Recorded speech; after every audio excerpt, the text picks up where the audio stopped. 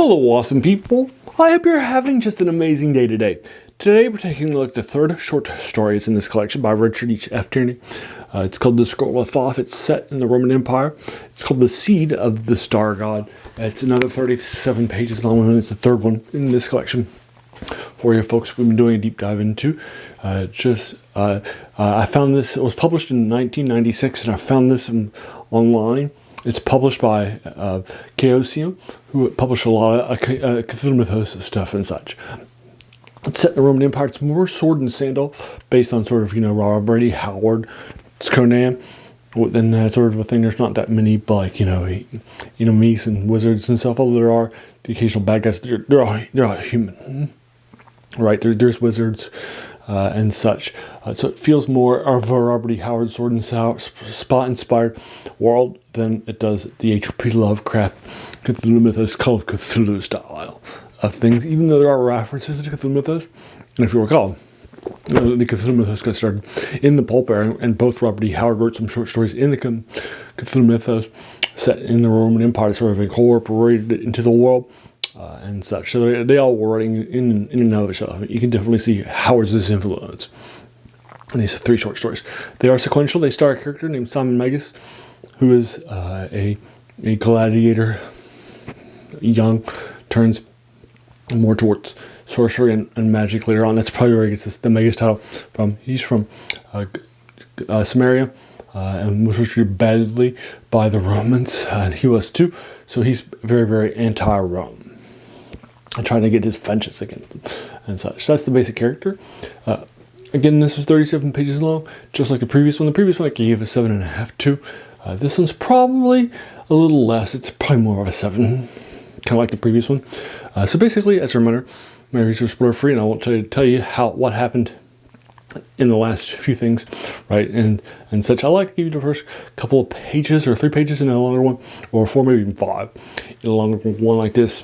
So basically, what's happening is that our point of view character, Simon Magus, is starting out with a conversation with some of his people, his master, who is a sorcerer, and they are waiting, and they're in the caves and abode of another wizard, and they are waiting on his raven familiar, the one that's actually there, not the one that their both servants have, and so his master, the wizard, who's older now.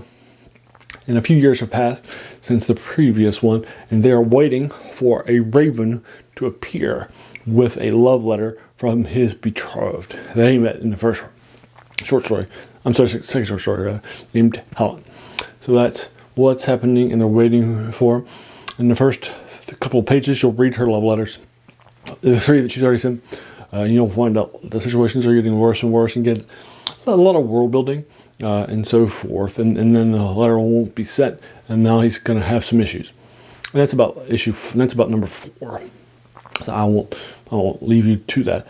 So basically, what's happening with this, again, the Seed of the Star God, like I said, it's got a lot of world building, some good stuff and so forth. A couple of references to things that might be Cthulhu or might not be, so that's kind of fun. So you might not actually think that the series actually is in the Cthulhu Mythos things, but that's fine if you don't. I'm not losing any sleep.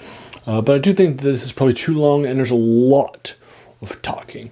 Because 4 years have passed since the previous one, what happens is, once they get to things that happen, you're going to hear like 15 pages or 20 pages of backstory of what happened, and main character telling Simon what happened, and then once Simon arrives at another place, he's going to get told like 4 or 5 more pages of backstory as to what's happened to fill him in.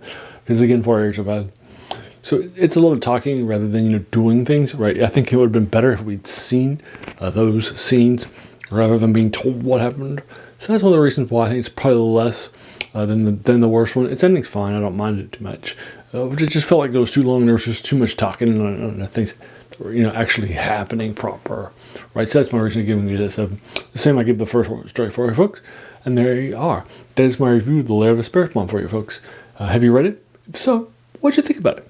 Did you agree or disagree with my 7 out of 10? So let's talk about it in the comments below, or if not, let's also talk about it in the comments below. I don't mind either way for you folks. As a reminder, this channel is named The Worst Thing About New Books. That's a quote by French philosopher Jacques Joubert, who said that the worst thing about them was that they kept us from reading the old ones, right? And it's definitely another work published decades ago.